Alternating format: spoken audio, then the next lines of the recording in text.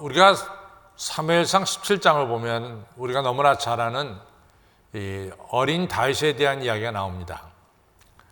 우리가 17장을 펼쳐보면은 이 블레셋 군대와 그 다음에 이 이스라엘 군대가 엘라라고 하는 골짜기에서 양쪽이 서로 마주하고 있었어요. 근데 이제 블레셋 군대의 이 장수 중에 우리가 잘 아는 골리앗이라는 자가 나타나서 누구든지 이스라엘 중에 나와 싸워서 이기면은 우리 블레셋이 이스라엘의 종이 되고, 반대로 내가 이스라엘 장수와 싸워서 이기면 이스라엘은 나의 종이 될 것이다. 누구든지 나와서 나와 싸우자, 이렇게 이야기를 했어요. 그런데 이스라엘 중에서 어느 누구도 육척 장수가 되는 이 골리앗과 싸우려고 마음을 먹었던 사람은 아무도 없습니다. 이렇게 이 대기를 골리앗이 성경에 보면은 이러한 이야기를 40일 동안 조석으로 나와서 얘기했다 그래요. 아침 저녁으로.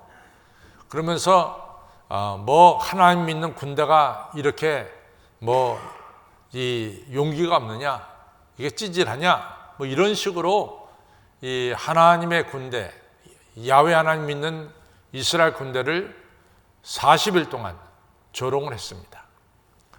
그런데 이러한 하나님의 이름이 조롱받는 것을 사울 왕이 듣고, 또 사울 왕의 군대가 듣고도 내가 나서서 저 하나님의 군대를 조롱하는 골리앗의 입을 막아버리겠다, 이렇게 나선 사람은 한 명도 없었어요. 그때 이제 다윗은 나이가 어리기 때문에 군대 갈 나이가 되지 못했습니다. 그래서 형들은 군대 갔는데 다윗은 집에 있는 이 양들을 돌보는 이러한 일을 했죠. 근데 아버지가 어느 날 다윗을 보다가 전장터에 있는 형들에게 좀 먹을 것을 갖다 주어라, 이래가지고 다윗이 아버지 말씀대로 물건을 가지고 전장터에 갔습니다. 갔더니 글쎄 그날도 이 골리앗이라는 자가 나타나서 살아계신 하나님의 군대를 모욕하는 거예요. 근데 다윗은 그 얘기를 들을 때 가슴이 아팠습니다. 어떻게 저 할례 받지 못한 인간이 살아계신 하나님을 저렇게 모욕할 수 있느냐, 그 소리를 듣고 가슴이 아팠어요. 그래서 옆에 있는 사람한테 말합니다. 아니, 어떻게 저 할례 받지 못한 인간이 말이지 살아계신 하나님을 모욕할 수 있냐, 이러면서 흥분을 했어요. 그랬더니 저 보통 장수가 아니다, 그러니까 너 그런 생각하지 말아라, 그래요. 그러나 어린 다윗은 내가 골리앗과 싸우겠다 하고 나선 거예요. 그랬더니 사람들이 너 어린데 어떻게 골리앗과 싸우겠냐. 그때 다윗이 말하기를, 내가 집에 양들을 칠 때 사자나 곰이 양새끼를 물어가면은 내 끝까지 따라가서 그 입을 벌려가지고 양새끼를 내가 구해옵니다. 만약에 그들이 이 사자나 곰이 나를 해치려고 들면 내가 그들의 수염을 잡고 그들을 찔러 죽입니다. 내가 이 사자와 곰도 싸워서 이긴 사람인데 저 할례 받지 못한 인간이 살아계신 하나님을 모욕하는데 내 가슴이 아픕니다. 내가 가만히 듣고 있을 수는 없습니다. 내가 나가서 싸우겠습니다. 이렇게 주장하니까 할 수 없이 사울 왕이 다윗에게 허락을 했어요. 우리가 잘 아는 대로 이 저쪽은 육척 장수 골리앗, 이거 어린아이 다윗과 골리앗과 다윗의 싸움이죠. 그때 다윗이 골리앗을 향해서 너는 칼과 창과 단창으로 오지만은 나는 만군의 여호와의 이름으로 내게 간다, 이러면서 물맷돌을 던질 때 그 돌이 우리가 한 대로 골리앗의 정수리에 박혀서 골리앗이 즉시로 쓰러지고 다윗이 승리를 거둬서 그 여파로 여세로 이 여태까지 열세였던 이스라엘 군대가 블레셋 군대를 이기고 승리를 거두는 것이 사무엘상 17장에 나옵니다. 우리가 너무나 잘 아는 다윗과 골리앗의 싸움도 시작은 뭐냐? 골리앗이 살아계신 하나님을 모욕할 때 그 소리 들을 때 가슴이 아팠어요. 그 가슴이 아파서 가만히 있을 수가 없었어요. 그래서 내가 나라도 싸워서 저걸 물리쳐야 되겠다고 하는 거룩한 열망, 거룩한 야망이 생겼다는 건 사실입니다. 그래서 거룩한 열망에 대해서 생각하는데 좀 느헤미야에 대해서 생각하면서 우리 같이 은혜를 받으려고 합니다. 우리가 알다시피 주전 587년에 이스라엘이 바벨론한테 망해요. 그러면서 이스라엘 백성들이 바벨론의 포로로 끌려갑니다. 근데 이제 실제로 보면은 587년에 예루살렘 성전과 성이 무너졌지만 10년 전에, 11년 전에 598년에 이미 이스라엘은 바벨론에게 망했어요. 이제 그때 1차로 포로로 끌려가고 587년에 2차로 포로로 바벨론에 끌려가고 5년 뒤에 582년에 3차로 바벨론의 포로로 끌려갑니다. 그래서 이스라엘의 많은 똑똑한 사람들이 바벨론 포로로 끌려가서 거기서 포로 생활을 하고 있었어요. 이러다가 이 바벨론이라는 나라가 페르시아한테 망합니다. 그게 539년에 이 페르시아한테 바벨론이 망해요. 그러면서 페르시아 왕이 고레스라는 왕인데 이 고레스라는 왕은 좀 생각이 달랐어요. 바벨론 왕은 식민지 국가 사람들을 바벨론에 끌고 와서 노예 생활, 포로 생활을 시켰는데 고레스는 그러한 정책을 폐지합니다. 그리고 바벨론의 포로로 끌려온 많은 패전국가 백성들에게 당신네 고향으로 돌아가도 좋다. 이렇게 이제 칙령을 내려요. 그래서 이스라엘 포로들도 고향으로 돌아갈 수 있는 길이 열렸습니다. 그다음부터는 바벨론의 어떤 포로도 이제 없다. 모든 포로들에게도 똑같은 자유를 준다. 이 자유를 주는 위대한 선언을 하게 됩니다. 이렇게 되면서 바벨론 포로로 끌려왔던 사람들 중에 예루살렘으로 돌아가는데 1차, 2차, 3차, 4차에 걸쳐서 본국으로 돌아가요. 1차는 여호와긴 왕의 아들인 세스바셀에 의해서 가고 2차는 수룹바벨에 의해서 가고 3차는 여러분과 제가 성경에서 잘 아는 대로 에스라에 의해서 가고 4차는 오늘 우리가 읽은 성경에 나온 대로 느헤미야에 의해서 4차로 예루살렘으로 이제 돌아가게 됩니다. 이같이 예루살렘으로 돌아가는 사람이 있는가 하면은 바벨론 포로로 있다가 난 본국에 들어가기 싫다. 나는 제3의 나라로 가겠다. 그러면서 이집트 북쪽에 있는 알렉산드리아에도 많이 갔어요. 그 다음에 또 한 무리들은 내가 70년 동안 여기 바벨론에 그런 대로 정들고 살았는데 나는 바벨론에 남아서 살겠다. 이런 무리도 상당히 많았습니다. 그래서 역사적으로 보면은 이스라엘 사람들이 제일 많이 사는 데는 자기네 땅, 예루살렘이 되겠죠, 이스라엘. 두 번째로 많이 사는 데는 어디냐면 바벨론 땅입니다. 그래서 바벨론이 이스라엘의 제2의 커뮤니티가 되는 거죠. 바벨론에 남아있는 사람들에게 다 자유를 줬어요. 이 더 이상 포로가 아니에요. 그래서 바벨론에 남아있는 사람들이 이 자유를 가지고 이 페르시아, 이 제국 밑에서 열심으로 성장합니다. 출세합니다. 이 출세한 사람 중에 하나가 바로 누구냐면 오늘 성경에 나오는 느헤미야입니다. 또 출세한 사람 중에 한 명이 또 누구냐면 에스더라고 하는 여성이 출세하게 되는 거죠. 이처럼 바벨론 땅, 페르시아 지배 속에 있는 바벨론 땅에 살면서 자유인이 돼가지고 출세한 사람인 느헤미야가 나옵니다. 근데 느헤미야가 직업이 뭐냐면 왕에게 술을 바치는 술관장이었어요. 여러분들은 아니 목사님 무슨 술관장이 출세한 겁니까? 이렇게 얘기하겠지만 그게 아니죠. 우리가 역사를 잘 알다시피 옛날에 왕들이 이같이 암살을 당할 때 대개 왕들이 뭐 때문에 죽습니까? 음식 때문에 죽어요. 술 때문에 죽어요. 이 적수들이 음식이나 술에다가 독약을 갖다 푼단 말이죠. 그래서 그거 먹고 왕이 죽고 그거 먹고 왕이 이제 사라지는 거예요. 그러니까 왕은 자기에게 음식을 공개하는 사람, 또 자기에게 술을 갖다 바치는 사람은 가장 신이 많은 사람, 정말로 자기가 믿는 사람 외에는 그 자리를 안 줬어요. 그러니까 아닥사스다 왕에 있어서 가장 신음하는 사람이 누구냐면 바로 느헤미야였습니다. 얼마나 왕하고 느헤미야가 가까웠냐면은 왕이 느헤미야의 얼굴에 기쁨이 있고 수색이 있는 것을 알아차릴 만큼 왕은 느헤미야하고 가까이서 이야기하는 사람이었어요. 그래서 성경에 보면 느헤미야 얼굴에 수색이 있을 때 왕이 당장 얘기하잖아요.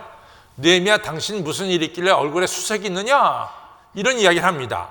그러니까 상당히 가까운 거리에서 이 느헤미야가 왕을 섬겼어요. 술을 갖다 이제 바치면서도 늘 정세 이야기를 이제 느헤미야가 왕에게 전했을 거 아닙니까?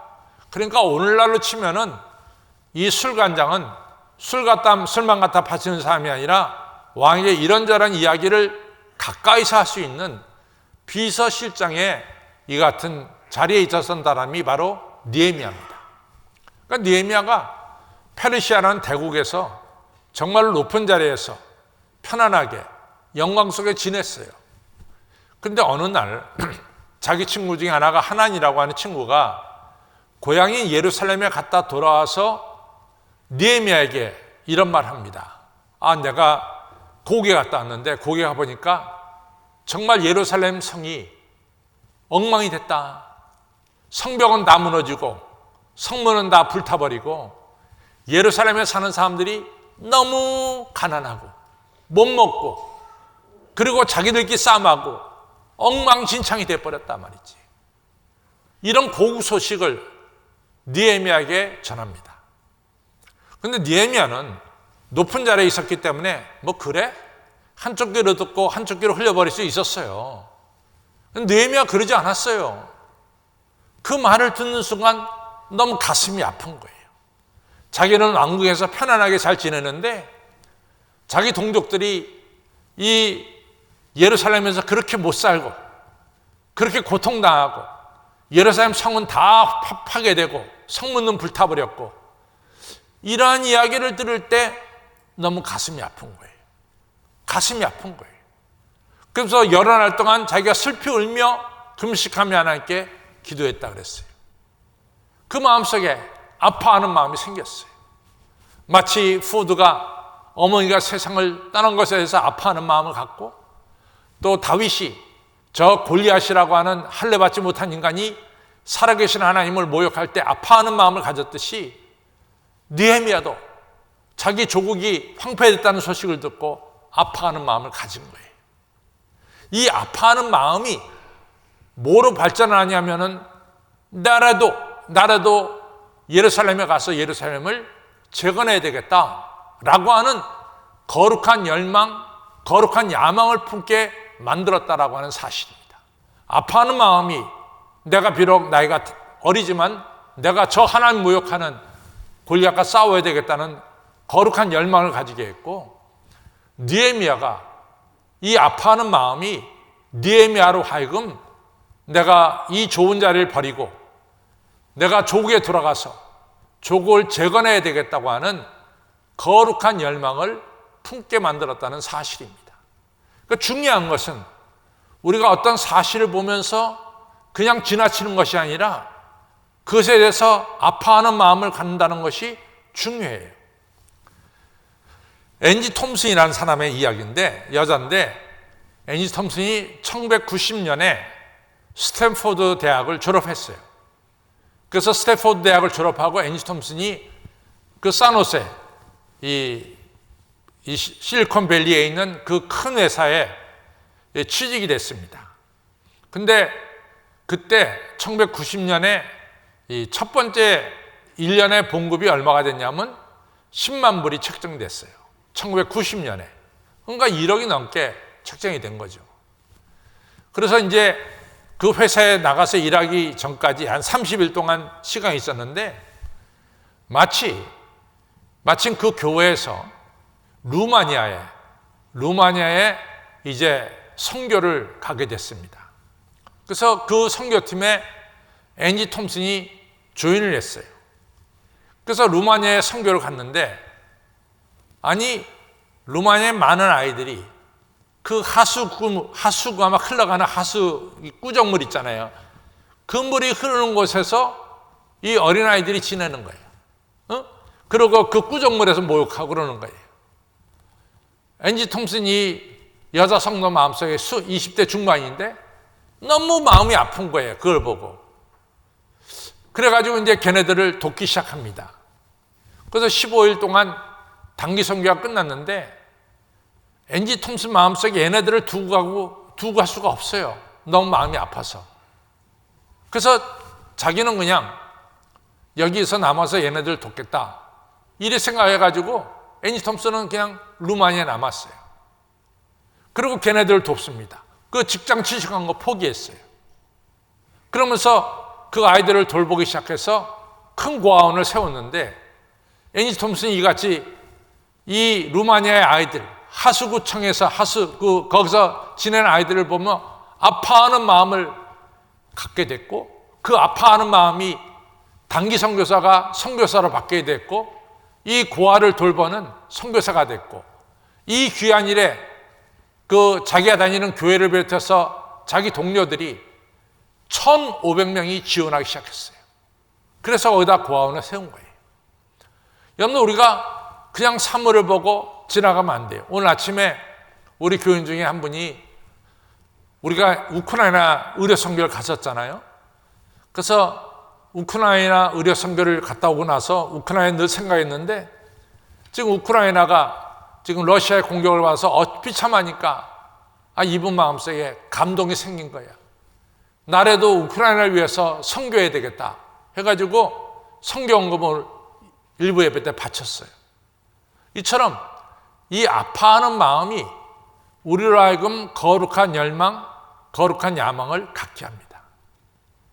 그냥 지나치면은 거룩한 열망, 거룩한 야망이 없어요. 이 아파하는 마음에서 거룩한 열망, 거룩한 야망이 생기는 거예요.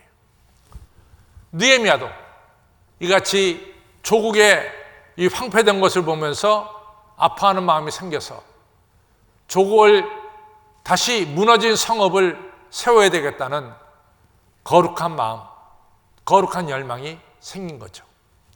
두 번째로는 느헤미야가 하나님 앞에 회개합니다. 뭘 회개하냐면은 그동안에 자기 조국에 대해서 무관심한 것에 대해서 회개해요. 또 하나님의 말씀대로 율법을 지키지 못한 것에 대해서 회개합니다. 그래서 느헤미야는 아파하는 마음을 가졌고 거룩한 열망을 가졌고, 두 번째로는 자기가 관심을 갖지 못했던 것, 무관심한 것에 대해서 회개하기 시작했습니다. 성도 여러분, 우리가 누가복음 16장에 보면은 부자와 거지 나사로의 이야기가 나오죠. 우리가 부자가 남의 돈을 횡령했다, 폭력으로 가난한 사람들의 재산을 뺏었다, 사기쳤다, 도둑질했다, 그런 거 하나도 안 나와요. 하나도 안 나와요. 그런데 이 부자는 지옥불에 떨어졌어요. 왜 떨어졌느냐? 이유는 뭐냐? 무관심이에요. 무관심이 죄라 그 말이에요. 무관심이. 하나님에 대해서도 무관심했고, 죽음 뒤의 세계에 대해서도 무관심했고, 자기 집 앞에서 거지 생활하는 나사로에 대해서 전혀 관심을 갖지 않았어요. 그 무관심이 바로 성경에서 보면은 그것이 바로 죄입니다. 성도 여러분, 우리 마음속에 아파하는 마음이 있어야 돼요. 여러분과 저는 오늘날 이 우크라이나가 이 러시아의 침공으로 말미암아 그 양민들이 저렇게 죽어가는 것을 보면서 그냥 남의 이야기처럼 듣는 게 아니에요. 정말 그들을 불쌍히 여기는 마음, 아파하는 마음이 우리 마음속에 있어야 돼요. 이게 긍휼의 마음이 있어야 돼요. 남을 불쌍히 여기는 마음이 있어야 돼요. 이것이 크리스찬의 마음입니다. 여러분과 저가 전혀 이웃의 아픔을 보면서 전혀 관심이 없을 때는 이건 잘못된 거예요. 여러분들 주변에 누가 아프다는 소리를 들으면은 그분에 대해서 관심을 가져야 돼. 전화를 걸어서 어디가 아프세요? 내가 같이 기도합니다. 이것이 바로 크리스천의 마음이에요. 우리 주변에 일어나는 일에 대해서 전혀 관심이 없을 때는, 무관심할 때는 우리의 마음이 무디어진 것이고, 우리의 마음이 완악해진 것이고, 우리의 마음이 교만해진 것이고, 우리의 마음이 이기적인 자가 된 것입니다. 오늘 느헤미야는 그것을 회개한 거예요. 하나님, 내가 조국에 대해서 무관심한 모든 죄를 용서하여 주옵소서. 회개하기 시작했어요. 세 번째로 중요한 건 뭐냐? 여러분들 거룩한 야망을 품었어요. 그 다음에 내가 무관심했던 것에 대해서 회개를 했습니다. 세 번째는 뭡니까? 행동으로 옮겨야 돼요. 느헤미야는 너무나 좋은 자리, 비서실장이라고 하는 너무 좋은 자리예요. 그런 자리에 있는데 그 자리에 있으면서 자기 조국을 재건할 수는 없었어요. 그 왕에게 찾아갑니다. 왕이요, 저로 하여금 저 황폐된 내 조국에 저를 보내주세요. 저를 총독으로 보내주세요. 저로 하여금 가서 성벽을 다시 쌓도록 허락해 주세요. 좋은 자리를 내려놓고 고통과 그리고 여러 가지 어려움이 많은 조국으로 돌아가겠다고 왕이 요청했어요. 실제로 느헤미야가 성벽을 쌓을 때 도비아나 산발랏이나 이런 많은 사람들이 얼마나 느헤미야가 성벽 쌓는 것에 방해를 놓고 말이죠, 시비를 걸고, 그래서 밤에는 불침범을 세우고 손에는 한쪽 손에는 칼을 들고 한쪽 손에는 벽돌을 들면서 쌓은 것이 예루살렘 성벽이에요. 이처럼 거룩한 열망, 거룩한 야망을 이루기 위해서는 자기 헌신, 자기 결단, 이것이 필요하다 그 말이에요. 이거 없이는 우리가 거룩한 역사를 이룰 수가 없어요. 여러분, 아브라함이 이같이 믿음의 조상이 되고 복의 통로가 되기 위해서는 아브라함이 말이죠, 자기 본토와 친척과 아버지 집을 떠나는 결단이 있고 그런 행동을 통해서 아브라함이 믿음의 조상이 된 거예요. 헌신하지 않으면 안 되는 거예요. 거룩한 열망과 야망은 우리가 아파하는 마음에서 시작되고, 그리고 거룩한 열망과 야망은 우리가 그동안 무관심했다는 것에 대해서 회개하면서 시작되고, 거룩한 열망과 야망은 거룩한 결실로 나타나려면 헌신과 결단을 통해서 이루어진다는 것을 기억하시기를 바랍니다. 여러분과 저는 인생 한 번밖에 안 살아요. 이 인생 한 번 살면서 그냥 무덤덤하게 사는 것이 아니라 여러분들 거룩한 열망과 야망을 품으시길 바랍니다. 아멘도 없어. 거룩한 열망과 야망을 품으시기 바랍니다. 1년을 살면서 거룩한 결실로 나타나기를 주님의 이름으로 축원합니다.